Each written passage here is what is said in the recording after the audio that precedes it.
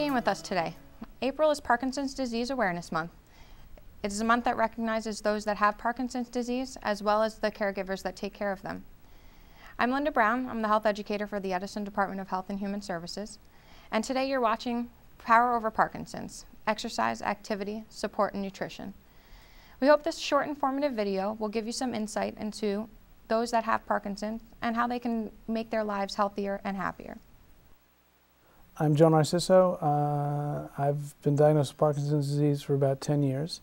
I started showing symptoms around 98, but wasn't sure what they were.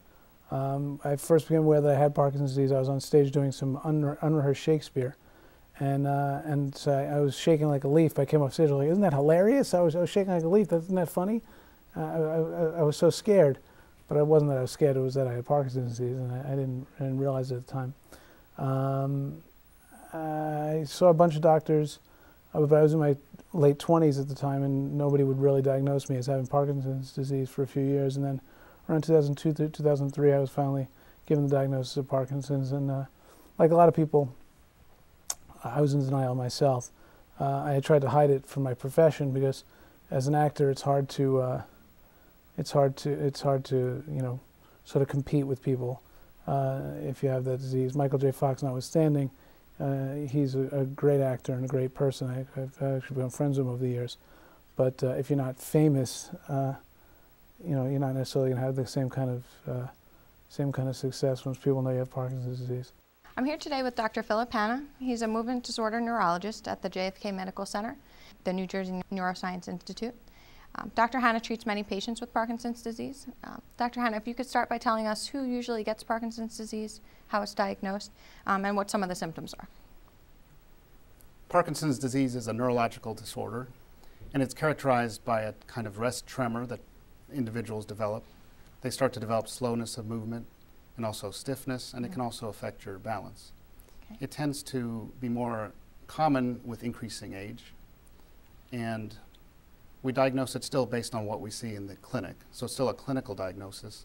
There's not a specific blood test, for example, that tells you if you have it or not. So it's really important to have a good neurological examination. Okay. And like you said, besides the rigidity and slowness and the tremors, what are some of the other symptoms that someone might experience if they're diagnosed with Parkinson's disease? So one of the main ones is balance difficulty, trouble walking. What family members may first notice is a lack of facial expression. They seem less animated. They may have decreased arm swing when they walk. And also, people have found that sense of smell may be lost even before you start to develop some of those symptoms. Okay. So that would be considered one of the non-motor symptoms then, the lack of smell. Would there be anything else that would be typical of a non-motor symptom to Parkinson's disease? Right, so the non-motor symptoms are becoming increasingly recognized, and it's an area of much research. Actually, a lot of the research now is into the non-motor symptoms. And honestly, some of these non-motor symptoms affect patients even more to some degree than the motor symptoms. Some of these, as I mentioned, may be lack of or loss of smell, sometimes even starting a few years before they get Parkinson's symptoms outright. They may start to notice loss of smell and taste. There's also frequent sleep disorders such as REM sleep difficulty, where patients may have vivid dreams that they act out.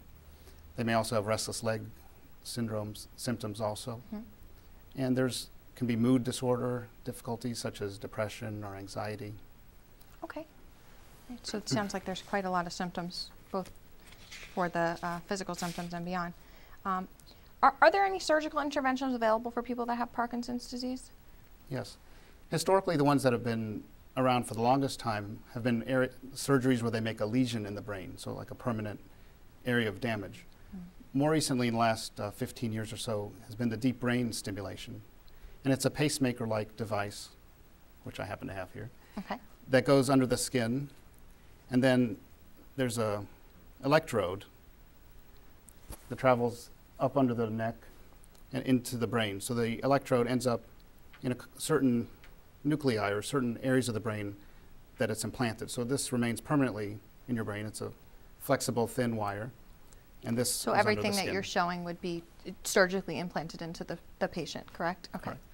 And we've done many of these at JFK, over close to 30 now in the last couple of years.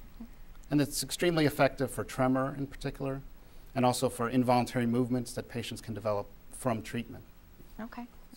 I'm Carol Schulte, and I'm a research associate with the Parkinson's Disease Foundation. I was diagnosed in 1998, but I had been many years before that, since about the mid-90s, with a rigidity in my arm. I went to many doctors, got many different diagnoses, one being that there was I needed a spinal fusion. It ended up that I was diagnosed at Robert Wood Johnson here in New Jersey in 1998. I'd have to say that I spent the first 5 years in total denial. There's a little bit of a joke in that my husband said that I'd go to the doctors once a year and I'd say, I can't possibly have this disease, you're going to have to prove it to me. And finally one doctor got very upset and he looked at me and he said, the only proof is at autopsy and I don't think you want that. So at any rate, I finally got to the point where I've reached a good level of acceptance. I am lucky, as Parkinson's disease patients go. I am very responsive to dopamine. It controls my symptoms without giving me dystonia. I have 3 children, three girls, 16, 13, and 3. When I told my 13-year-old, she was 8 years old, and she left the room and she came back a couple of minutes later, her reaction was, okay, you know, that's okay. And she didn't really know what it meant. I don't know what changed in her in the next couple of minutes. She came back and said, Daddy, do I need to go get a job to help out around the house? She was 8 at the time, and that'll just break your heart. And my older daughter sort of feels like she's been robbed of things because she knew me before I had the disease, and so we skied together, and we did a lot more things than I was able to do. My other children, my 3-year-old, I feel like has been robbed the most. And when she was 1, I was holding her at the side of a pool, and she fell in the pool, and I was literally standing there frozen. I could not get her out of the pool. I could not, and and my voice was so low. I was calling people to help me, and she was essentially drowning. And my friends like didn't recognize what was happening. Like, why couldn't he move? Why isn't he getting her out of the water?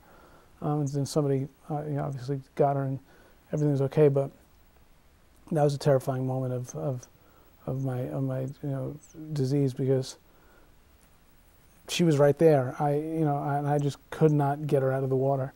And so things like that, and having Parkinson's disease, especially at such a young age. I started showing symptoms probably when I was, like I said, 27, 28, diagnosed when I was 32 or 33. And you really do just function from a place of just, this is not happening to me. This is just not, I'm not going through this. I'm not, I can deal with it. We're finding more and more that exercise is extremely important. Mm-hmm. In fact, pretty much all our patients are referred for physical therapy, and they find that very helpful. More recently at JFK and other centers, there's a type of physical therapy called the BIG, or BIG therapy, which is targeted specifically for Parkinson's disease. Okay. It's a little more aggressive. Patients go 4 times a week.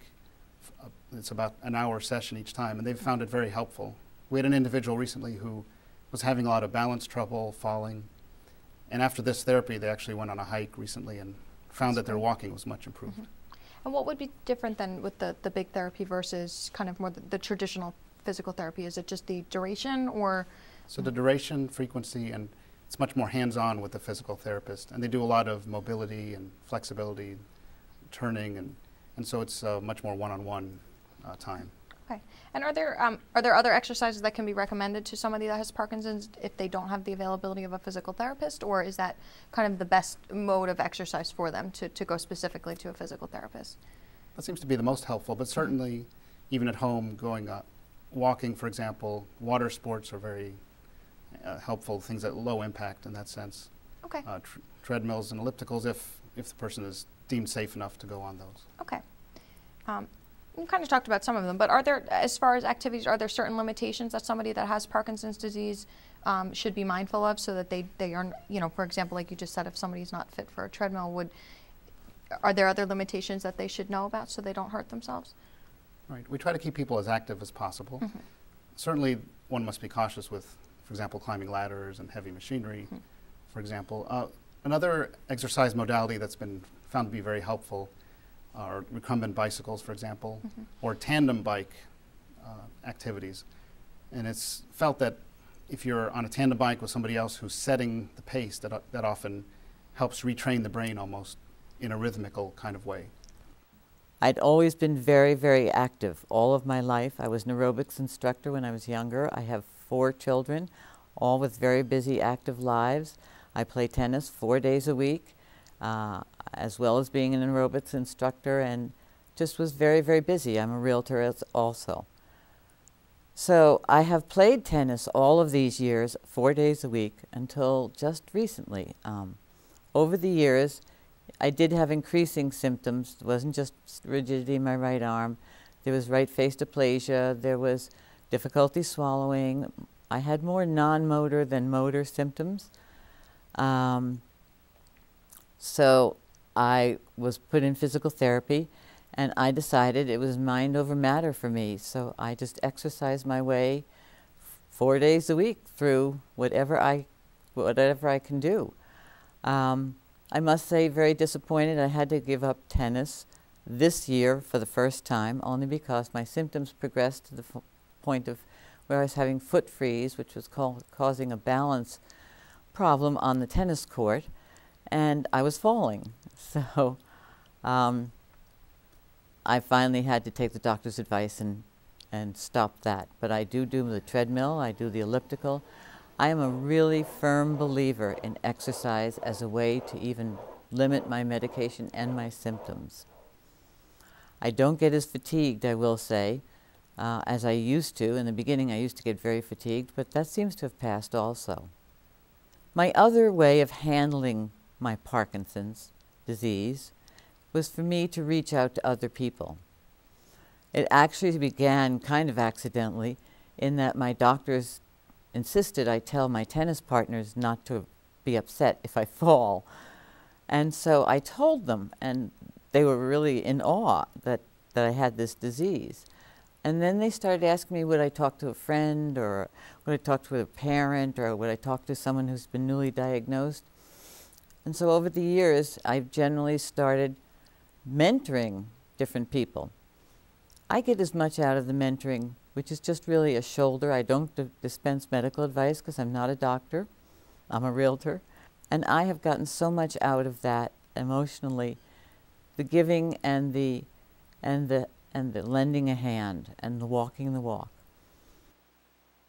Now, what about nutrition? So, I mean, exercise and nutrition often go hand in hand. Is that an important factor for somebody that has Parkinson's disease? So nutrition is very important. Basically, we recommend eating a healthy diet. It's not particularly important which kind of diet in terms of vegetarian or a meat diet, but it's mainly a standard healthy diet. And we certainly monitor individuals for development of any swallowing difficulty as the disease progresses. Okay. And within that kind of the context of the healthy diet, are there certain foods that as a neurologist you know are more beneficial to somebody that has Parkinson's disease, or is it just, like you had said, a general healthy diet? More general healthy diet. What does come into play, some individuals that are more advanced on, say, high doses of certain medications, like Cinemet, sometimes we have to adjust the protein intake depending on when they take the medicine. Okay. Because with some medicines, if you eat a lot of protein, it may impact how the medicine gets absorbed. Okay.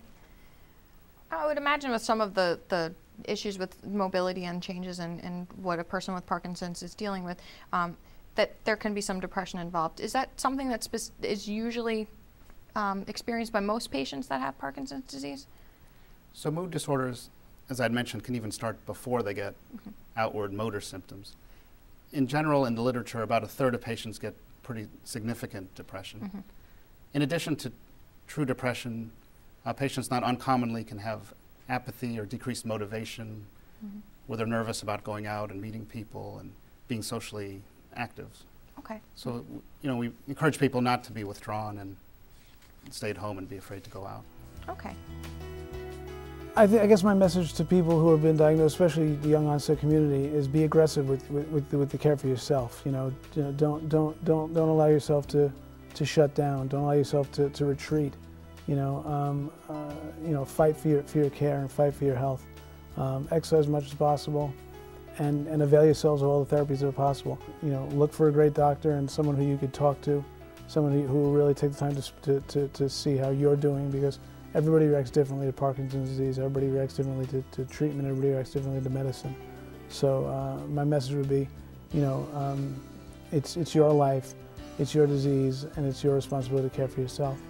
And you can still lead a pretty good life, even though you've been diagnosed with Parkinson's disease. So my only message is that two things you need to remember if you're diagnosed with Parkinson's disease for me are: be flexible. If you have to give up tennis, take up the elliptical, or take up bike riding, or take up another sport, or just take a long walk, and be there for others. Well, thank you, Dr. Hanna, for being with us today. Time. I want to thank you all for watching the Power Over Parkinson's, Exercise, Activity, Support, and Nutrition. Like I said, I really would like to thank Dr. Hanna from the JFK Medical Center for being with us today. For any additional information, please feel free to contact the Parkinson's Disease Foundation or the Edison Department of Health and Human Services. The contact information for both organizations should be at the bottom of your screen. I also would like to thank Benton Yip, who made this video possible today. And don't forget to sign up for the Unity Walk at Central Park, which takes place this year on Saturday, April 28th. Thank you for tuning in.